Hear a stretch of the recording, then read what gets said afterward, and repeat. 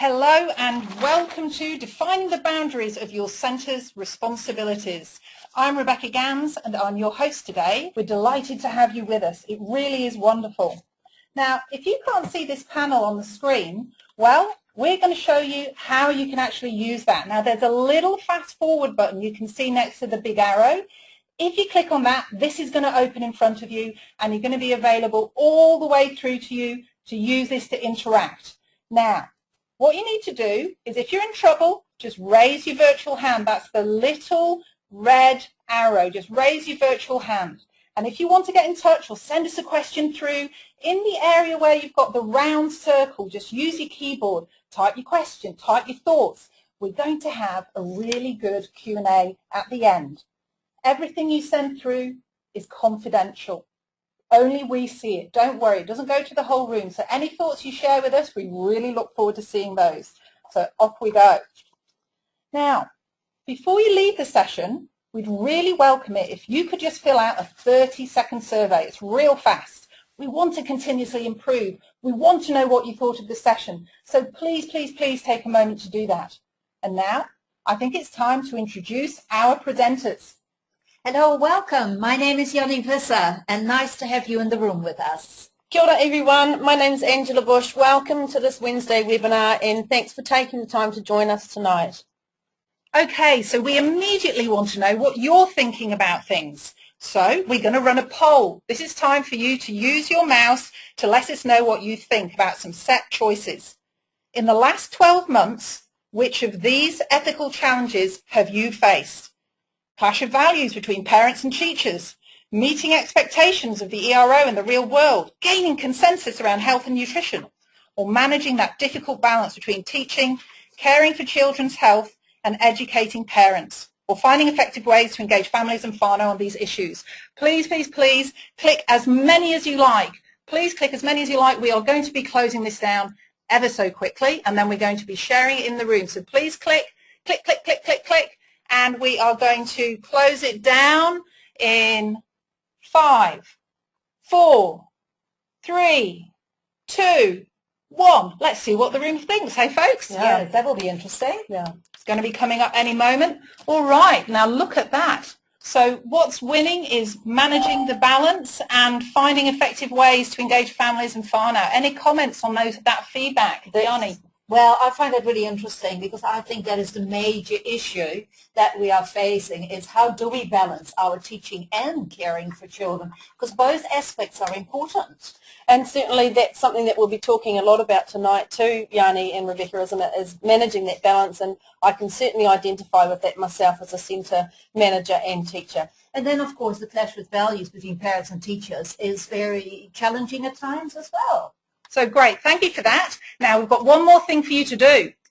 We want to find out the spread of New Zealand in our virtual room with us today. We're really keen to find out. Could you please just tap in and let us know what city or town you are situated in? Really keen to see what's going to come through on that one. Okay, well, we've got Auckland, first cab off the rank, the Aucklanders. Yay. Oh, and then we've got Dunedin, Waiaru. Oh, and then we've also got Gisborne. Oh, that's fantastic. And also we've got Christchurch, brilliant, Wellington, Tauranga. Oh, we've got the full country, folks, in the virtual room. Oh, welcome, everyone. That it's is amazing wonderful. to be able to speak Yes. to people across the whole country. Thank you, folks. Thanks for coming. Oh, and Ashburton as well. Oh, welcome, wow. Ashburton. Okay. Okay, well, considering that difficulty between balancing the role of a teacher and the care of children, really, where do we begin and where do we stop? Where do our legislative responsibilities stop and where the ethical responsibilities start? Well, there are a lot of documents that will guide us and basically in our responsibility. One of the things that I would like to, of course, note is that we do have the Education Regulation 2008, and we also have the Early Childhood Curriculum document to Whāraki. Let's just have a look first at the regulations. One of the things that we're going to be talking about tonight, Jannie, is an example of identifying our ethical and legal responsibilities, is talking about how that relates to the provision of food. And Jannie, I'm sure that everyone is really well aware of the licensing criteria that's aimed at ensuring children's health, safety and well-being. And I think that we all do our best to interpret and meet those regulations. Yeah, that's quite true. Okay, so more work for you folks. We would like you to raise your virtual hands. So just next to the little red arrow, just click on that depending on if you agree with this. Please could you raise your virtual hand if children bring their own lunch boxes to your centre. If they bring their own lunch boxes to your centre, please click on that virtual hand and we'll tell you what proportion of the room is having that happen in their centre. Oh, we've got a real minority going on actually, haven't we, in terms of that, so we're just going to give you a little bit longer. We've only got, 25% of the room have actually said that they're having lunches coming with the children. What do you think of that? Well, that is interesting because, I mean, that means that 75% of the attendants here are actually supplying their own food for children. Which brings its own challenges in itself, doesn't it, Jannie? One of the things, of course, when we think about that is this whole notion around what is appropriate and what is sufficient, because the regulations talk about when you should provide food, where you should provide food, the kind of quantity and quality you should provide, and the variety of the food as well. And that is one of those things that we need to keep in mind. You know, what's also interesting is that the early childhood regulations talk about taking all reasonable steps to encourage and promote healthy eating guidelines when children bring in their lunch boxes.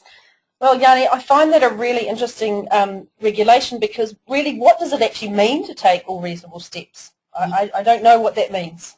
Well, I agree with you because when we talk about sufficient and when we talk about appropriate, those guidelines are actually very vague because we all have different notions around sufficiency and appropriateness. And also depending on what communities that we're working in, how we will interpret those as well as our own personal values to how we interpret those. I think the regulations really basically are very general and arguably very vague. We have to acknowledge that it's been recognized for a long time that the regulations are minimum standards, and we should really go way above that standard and think about higher achievable quality. I think you're right, Jannie, and I'm actually pretty confident that all early childhood teachers actually strive to reach far more than those minimum standards. This sentiment is actually also reflected in the Early Childhood Task Force, their final report, that we should go beyond the 2008 regulations. We actually have to exceed minimum standards. I think as early childhood teachers, we have an aspiration to offer the highest quality services. So we need to think about how can we do this? What kind of innovative ways can we put in place for that? You're right, Jannie, and I think though most teachers and centres managers that sometimes we can actually feel really overwhelmed with the complexity of our responsibilities, you know, and I'm sure most of us actually aspire to achieve more than the expectations, but there's so much layers of administration, accountability that just seem to keep building that challenges us all the time. I agree, and what I find really interesting is that when you are feeling bogged down, the Early Childhood Curriculum Tafariki actually gives some very good guidelines around what it means to be a teacher that provides care and good nutrition and health for children. Basically, what we are talking about, or what I'm talking about here, is Tafariki's aspiration for children to grow up healthy in body, mind, and spirit. And that's in line with the final report of the Early Childhood Education Task Force as well.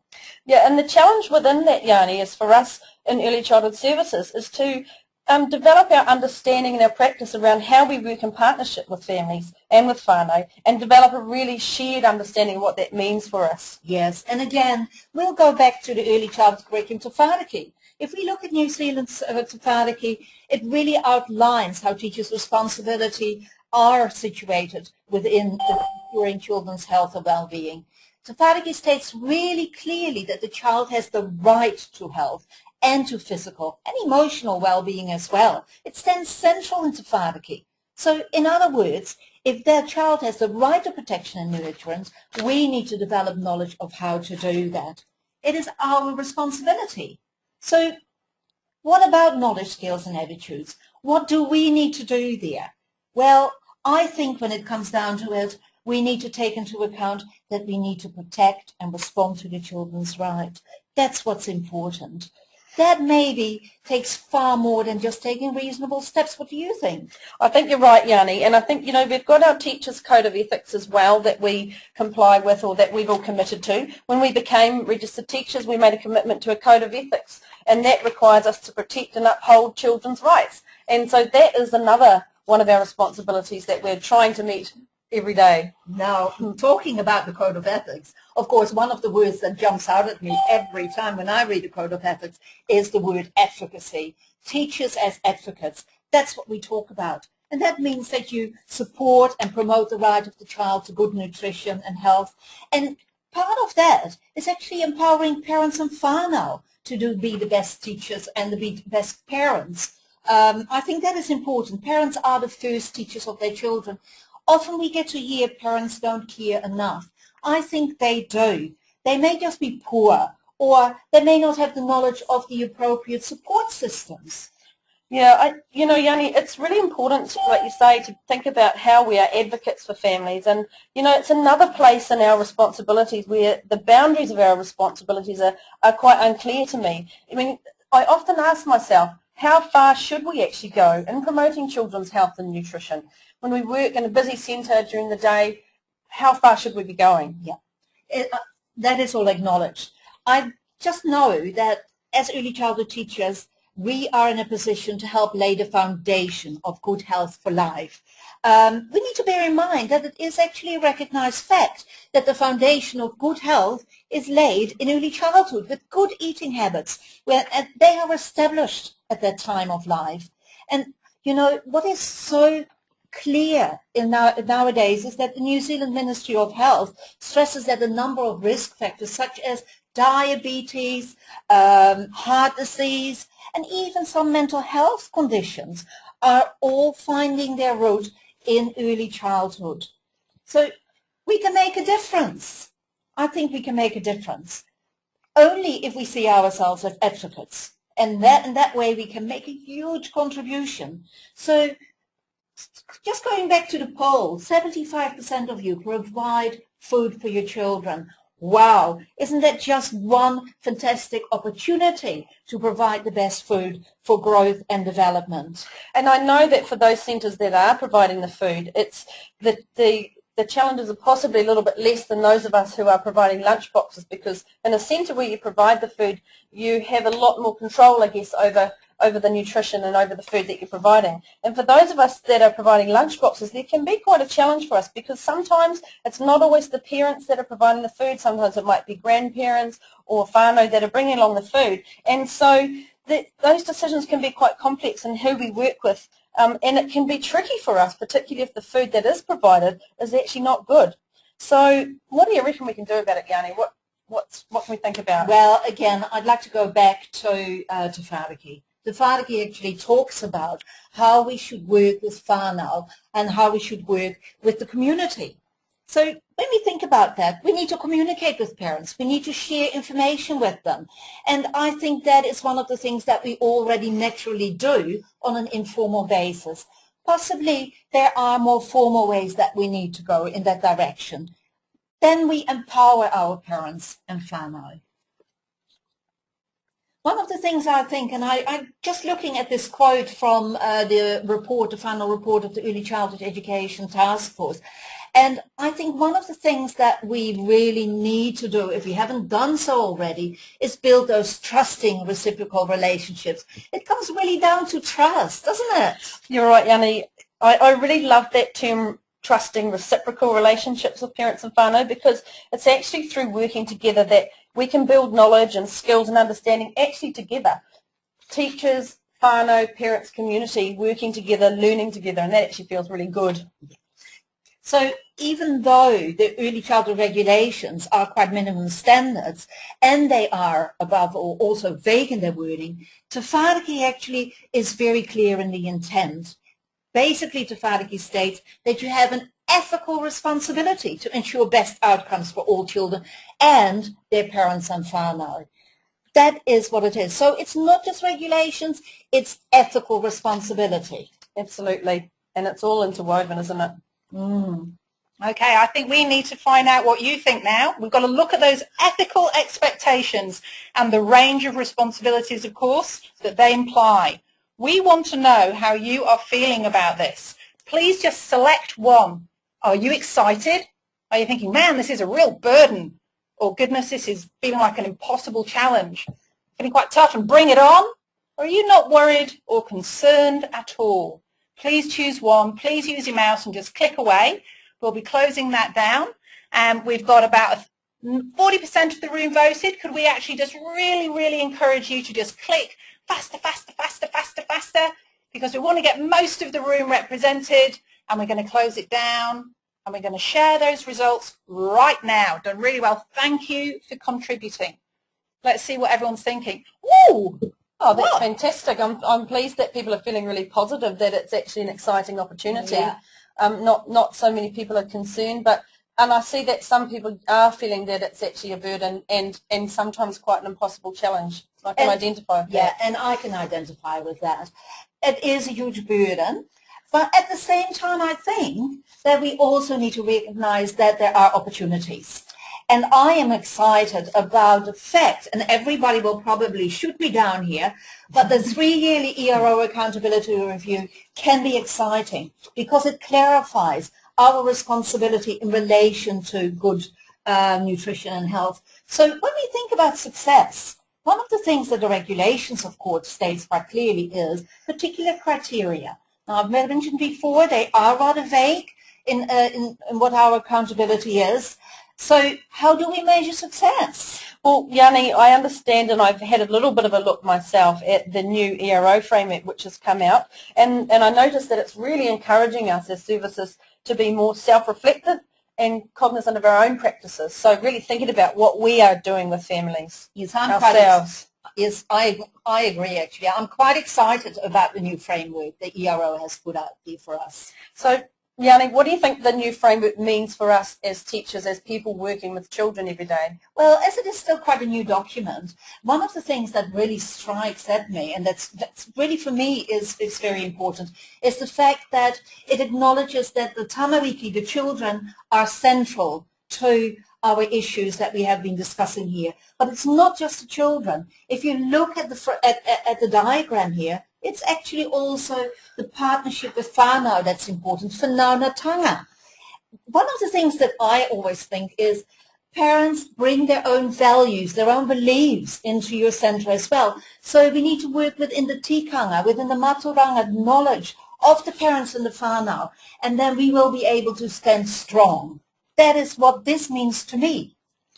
So, Jannie, based on what we've just been talking about now, and the poll results there that people are seeing this as an opportunity, I think that this reminds us that this is a great opportunity for us to gain clarity around some of the issues that we deal with on a daily basis, but also to think about where we as centres and as teachers and as teams draw the line in the sand around those responsibilities and around the expectations that are put on us.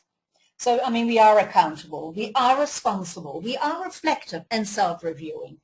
It is really about defining those boundaries and drawing the line. So when we think about it, what does this all mean for those of us that are working at the coalface? Yeah, well, Jannie, I've been an early childhood teacher for more than 21 years. Gosh, I feel really old. But I have to say the role feels more complex now than it ever did before. As a centre owner and a manager and a teacher, I'm constantly faced with the dilemma of defining boundaries around my responsibilities. It feels like a dance or a balancing act. But as we strive to weave and uphold our values and our ethical responsibilities and our legislative responsibilities and our commitment to doing a good job with our children, it sometimes feels really complex. We need to actually realise that we are doing a good job. We are doing the best we can at the time, but we can always do better. This is true. So what about change? Well, I really like this quote by Tolstoy, Jannie, because as early childhood teachers, sometimes we're dealing with children and families every day, and sometimes we can actually feel helpless. When we work so hard with children and families, progress can sometimes feel very, very slow.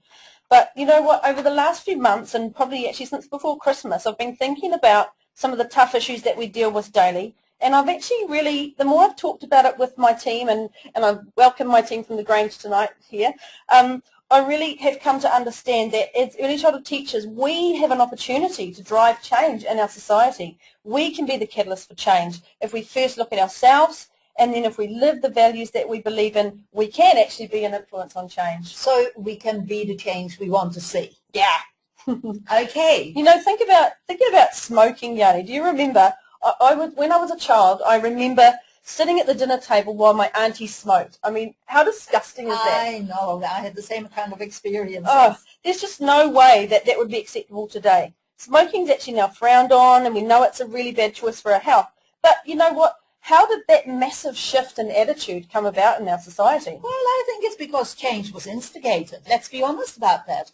We were educated about how bad smoking was, secondary smoking, but of course smoking of those people that are doing it. I remember in early childhood, people were actually smoking in the playground. Oh, yeah. Then they were moved outside, just outside the gate, and now I can't see them anymore. Yay! I remember that. And you know, I've actually been really excited to hear in the news lately that there's been further discussion about banning smoking in cars when children are present. Yay! Yeah. And you know what? I actually really look forward to the day when it's equally unacceptable to see children being fed poor quality, unhealthy food wrapped in disposable rubbish. Yeah. Okay, well, I agree. Yeah. Let's look at some of our statistics that we've got in New Zealand at the moment. You know, currently in New Zealand, the childhood obesity rate has increased from 8% in 2007 to 10% of our children under the age of 2 are obese. Oh, wow. I find that really shocking, Jannie. That is and right. Also, more than half of children watch 2 hours of TV or more a day. That's huge. Yeah, and I mean, connected to that, of course, part of health issues with all the packaged food and everything is actually this issue around dental decay, which is really becoming increasingly prevalent and chronic. Yeah, and the other thing that we're seeing a whole lot more of these days, Jannie, is asthma. I remember when I first started teaching 100 million years ago in the olden days that I hardly ever saw a child with asthma. I don't ever recall giving a child an asthma inhaler, but now there's 14% of children aged 2 to 14 years are taking medication for asthma. And I know that in the centre that I work in at the moment, we have quite a high percentage of our children are taking asthma medication. That's a very high statistic you've just quoted. So when you think about all of those statistics, Jannie, you think about those issues that we're facing and we're seeing in our children every day. You know, we in New Zealand, we actually pride ourselves on being a clean, green nation where everyone lives above the poverty line. But actually the statistics are really clear. Many of our children do live in poverty and in poor health. But are we a third world country? Is this how we want our children to live their lives? Yeah, I was quite shocked that I read the other day that 14% of our children are living underneath the poverty line. I kind of wonder what's going to become of our future if this is how our children live today. Yeah. You know, and this is why I really like this quote also, because, you know, children, many things can wait, but the child can't wait. And I think early childhood teachers are really good at understanding and knowing that, because we're innately concerned with the well-being of children. And as we've already identified, we are ethically, morally and professionally bound to care for children. You know, I think about what we do in the course of a day working in a centre, and we can write the world's best learning stories and we might provide the world's best learning experiences, but if the child's health and well-being is not being consistently nurtured, what is the point in any of that? You know, like this quote's quite clearly saying, their time is now. Indeed, I agree. So really, what are we dealing with in early childhood centres today? Because one of the things that I'm very aware of is I visit quite many early childhood centres, and I'm often shocked when I look at the lunch boxes and the diet that the children are provided, full, high sugar, high salt, high fat, convenience food. Yeah, and you see it when you go to the shopping malls and other places where we see children eating food. But, you know, Jannie, when I think about parenting today, parenting in 2013 is a really different ball game from what we grew up in. I mean, how many parents do you see coming through the door feeling rushed and in a hurry to get their child in because they've got to get away and be somewhere else? You know, it's a really busy world that we live in, and it's a world where instant gratifications become the norm. You know, with technology, with phones, with things, it's expectation that things happen instantly for us. Yeah. The food choices, though, that are offered in the supermarkets. The packaging, attractive for children, Dora the Explorer on top. But the nutrition value is questionable, isn't it? Yeah, and remember the days when we used to grow vegetables in the garden, and for many families these days that's actually just a fantasy. I don't think that for a lot of families that's actually a reality that they're able to do that anymore. Well, it takes time and it actually takes money, which often is not acknowledged. So it's time for you folks to get busy again. So we're going to run a poll. We want to know what's happening in your centres with these health issues. We want to know if you're experiencing them. You can choose as many as you like. We've got obesity, terrible dental health, that increasing incidence of asthma, behavioural issues and junk food in those lunch boxes. So please use your finger if you're on an iPad or click away, whichever way works for you. Please submit your thoughts. We want to share them with the room. We want to see what's happening out there in New Zealand in these centres. Okay. Right, we've got most of the room have actually made their vote now. We're going to close that down. Okay, let's see what comes up. This is going to be interesting. Any comments? Oh, asthma, yeah, that doesn't surprise and me. Behavioural issues, that's very interesting. I'm not surprised that asthma shows up because I think that we're a lot more educated now in how to recognise asthma and how to respond to that. So it is being picked up a lot more.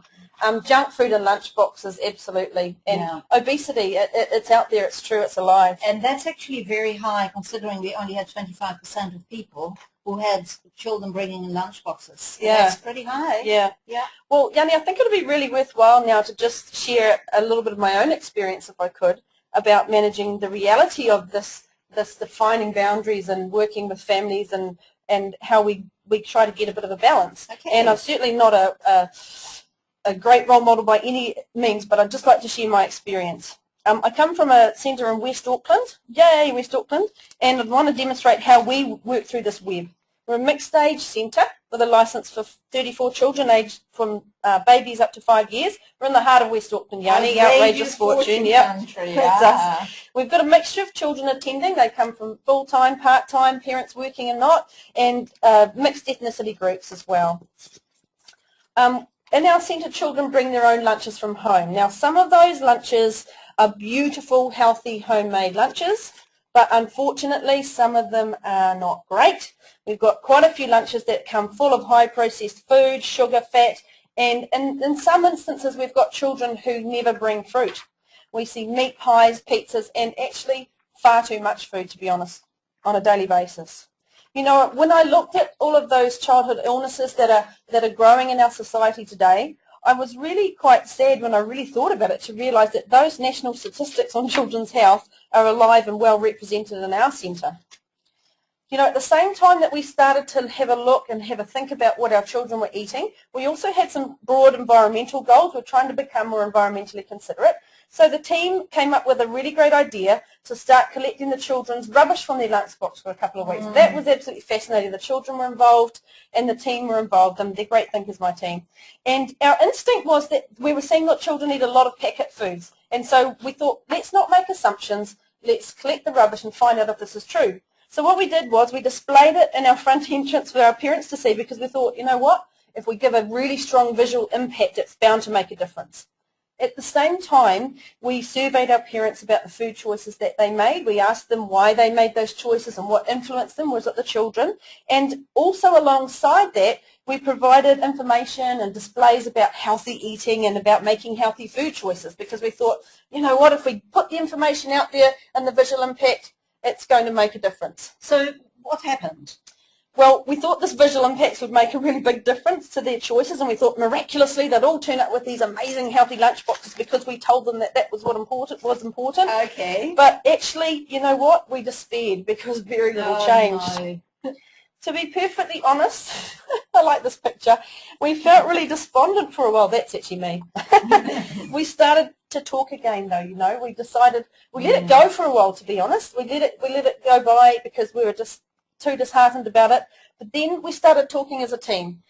We shared how we felt, we put some ideas out there, we looked for information, and actually we started to reflect on ourselves. So as you role didn't models. put it into two hard baskets, No, basically. no, we talked, we made some plans, and we started with our healthy eating policy and reviewed that. And we felt that we needed to identify where we stood first, before we tried to take it out there and consult with parents. Always a good idea to actually check your assumptions first. So what happened then? Well, we actually put a policy out to the parents and asked for their feedback. We decided we'd like to ban meat pies, but actually we were really surprised when our parents didn't agree with us. They didn't think a meat pie was a problem, but you know what, we don't think that a meat pie every now and then is a problem either, but we've got children who bring a meat pie every day.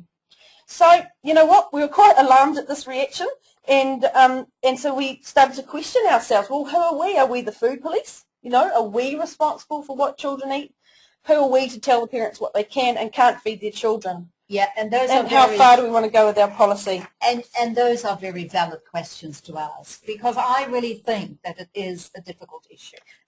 But you know what, the more that I thought about it, the more that I realised it's like banning cigarettes back in the olden days. Ah, yes. You know what, there's resistance at first, and people stamp their feet and feel a bit upset, but change is slow, and we know that we're all better off for the change, but eventually, once it's been in place for a while, it becomes the norm. And people are forced to find alternatives, and it's amazing what we can do when we have to do it. And the policy takes the emotion out of issues, doesn't it? Well, to be honest, Jannie, we felt quite emotional about it. I still do now. We went back to our policy, we regrouped, and we've realised, and I'll speak for myself here, but I know that as a team we've realised we need to crawl before we can walk, before we can run. Yeah. We know that making change is important to us. We know that children's health and wellbeing is important to us, and we are committed to children. So we need to put our stake firmly in the ground. And that's what you did when you wrote your policy and looked at your own values and beliefs. Yeah, because we know that change doesn't happen overnight. So where are you at in the process now? Well, I know that this isn't rocket science, Jannie, and I know that a lot of centres already have a lot of these strategies in place, but for us it was about making some moves. So we did things like we started to grow our own veggies, we've got compost, we compost, and we've got worm farms. We took the children to the fruit and veggie shop so that they could help to choose their own fruit and veggies, and then they came back and helped to prepare those and eat those, and it was really exciting. So the children actually realised where the food came from. Yeah. Which they didn't do before. Yeah. Really. We have conversations with children about healthy food, and we've started to also provide information for families in multiple ways, because we realise that you can't just put a display out in the entranceway and expect them all to change. You've got to provide information in different ways and different times over and over again. And we've also been thinking about our own role modelling. So we decided that we needed to model rubbish-free lunchboxes and healthy eating. It's no good if we turn up with the pie and Coke at lunchtime and then tell the children not to eat that. Yeah, being a role model is probably a really clear way of stating and drawing the line in the sand, isn't it? Yeah.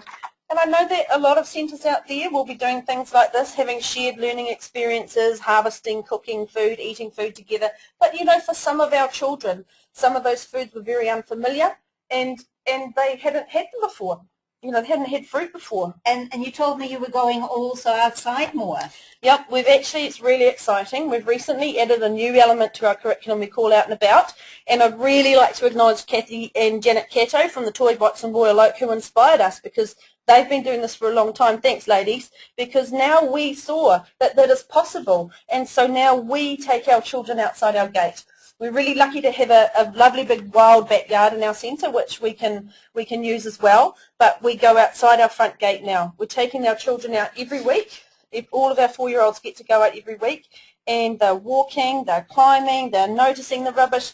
The benefits are really, really obvious already. Yeah, and here the regulations sometimes have to take a little bit of responsibility too, because I know that children are not encouraged to climb outside. Our role as advocate also plays a part here, doesn't it? You're right, Jannie, because the regulations can make it difficult for us, can put barriers in the way for us to do these things that we know are good and right for children. But we just talked about it and planned and decided how we were going to achieve this within those regulations. So now we're finding that children's fitness is growing. It's not without complaints though. And we've got children interested in collecting rubbish in their community, and children who'd never climbed trees before are having those opportunities. The other thing we're doing, Jannie, is that we're continuing to gather ideas to add to our sort of tool belt, if you like. And we've got a parent who works for the Heart Foundation who's going to help us, support us to have some parent education evenings. We're thinking about having some cooking evenings with our families and whānau involved at the centre.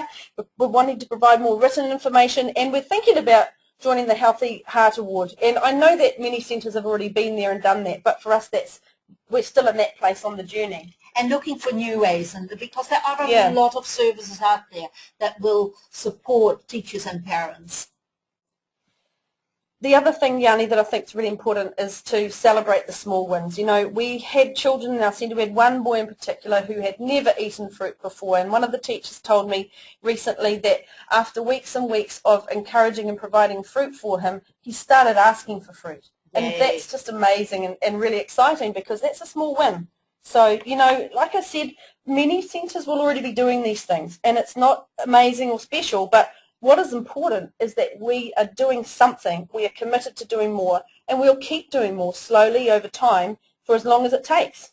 And one thing that you've actually done with your team is you've started to unpack all of your responsibilities in relation to those boundaries of where you are sitting. Yeah, you're right, Jannie. We're continuing to define our position. We're continuing to work out where our stake in the ground is and where we stand. And we'll keep developing more plans as we move through 2013 beyond, because we know that it's a journey and we have genuine intentions about reaching those outcomes for children. So working in partnership with families has been quite important for you, hasn't it? It's a little bit corny, I know, Jannie, but it's a bit like the High School Musical. We're all in this together. Yeah, so working with our families, working as a team. And now we're working with you. We're asking you to type again, folks. We want to know where you are in your own journey, please. We're going to do a chat scramble. We want you to tap away on your keyboard and tell us if you've just started, if you're bang in the thick of it, in the middle of it, or if it's done and dusted, it's over, you've sorted it. So you just let us know what you think about that. Let's see what's coming through the chat scramble. Oh, okay, that's really interesting. So keep tapping away. We're actually getting quite a good range of things. Some people are actually done and sorted is what we've got, which is great to hear. Yeah, I'm not surprised to hear that. Yeah, no, that's really good. A lot of them are saying that in the middle of it as well. Yeah. Okay. And that they've encouraged healthy eating for some time now. You can feel our pain. Yeah. I know that a lot of kindergartens and a lot of services out there have already been through this particular journey around healthy eating.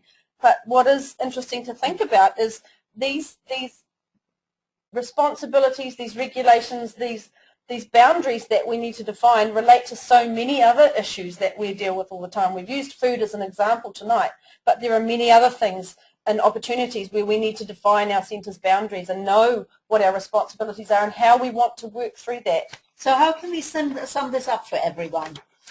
Okay. Well, let's just have a look, because one of the things that I know, that change is a slow process. It certainly doesn't happen fast.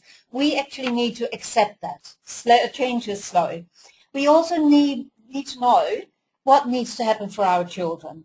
So the survey that you did was really, really good. And we need to know our responsibilities as teachers. Yep. So we need to know what those responsibilities are, don't we, Jannie? We need to understand what Te Whāriki regulations say, what the ECE task force have suggested to us. We need to have some understanding about that. We need to work our way through that. Yeah. And, of course, need to understand the implication of the new ERO self-assessment framework, because that's also important. How will we be measured? Yeah, how are we self-assessing as well? I think it's also really important to just keep working as a team and with your whānau. Develop your philosophy, develop your beliefs, and what it means to be part of your community. Yeah. Be clear in your team about what promoting health and well-being means to you. Define health, because we all have different ideas around what healthy and what well-being actually means. You're right, Jannie. And you know what? In the busy milieu of life that we all work in early childhood centres, we need to just keep it real sometimes. It's not easy. It's not going to happen overnight. Sometimes we might stumble or fall, but we just got to pick ourselves up and keep going, keep working through it, because we want the best for our children. Maybe not think of it as falling. Just think of it as losing our balance for a little while. Yeah, yeah. And it's also really important, Jannie, isn't it, to celebrate the small stuff. Think about the small achievements that you make and celebrate those, because if you don't, then you start to get a little bit despondent like we did. Yeah. And the other thing we can do, Jannie, is get help. You know, Red didn't get to the top of the mountain alone. You can do things like contact the Heart Foundation, talk to other centres, read, search for information, contact Enviro schools, find other community groups in your area who are working on similar issues, whatever those may be. talk to others and get help. Yeah, good idea. And I think you need to review, regroup, redefine as you go. That's part of basically a cycle of reflection, isn't it? It is. Which we do as teachers informally and formally all the time. This is true, Jannie. And the last thing that I'd really like to just comment on and say is I really love this quote from Obama, good old Obama. Change doesn't come if we wait for someone else to do it or for some other time. We are the ones that we've been waiting for. We are the ones that seek change. And if we as early childhood teachers and early childhood centres take that responsibility, define our boundaries, define our ethical responsibilities, then we are the ones who are able to make the difference for children and for our future. So what you're actually saying is, if we don't do anything, we're actually doing something. This is true, yeah.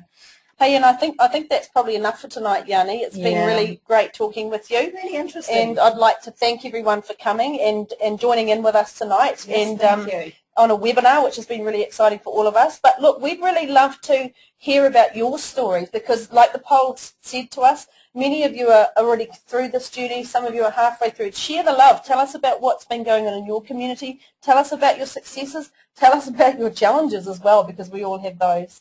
And Education Unlimited is going to be providing a Wednesday webinar once a month for all of you, and we look forward to seeing you again at one of our Wednesday webinars. Our next webinar that we're going to be bringing to you is on Wednesday the 17th of April, and it's for those who are beginning the journey of provisional teacher registration. So if you've got people out there in your centres who are doing their provisional registration, join us that night for a webinar, and we look forward to seeing you soon. Thanks for coming, everybody. Yes, thanks. And if you can't stay for the questions now, because it's Q&A time with our presenters, please take a few moments to fill in that survey. We'd be very, very grateful. Okay, time to hear what your questions are. If you've got anything coming through, it would be lovely. Are we going to be able to get copies of the PowerPoint? I will answer that one if I may. Yes, you will. In the next few days, you're going to get a copy of recording of the whole session. So that will be something that you can refer to, and you can forward it on to anyone you like who you think will find it interesting. And we've got some more good questions.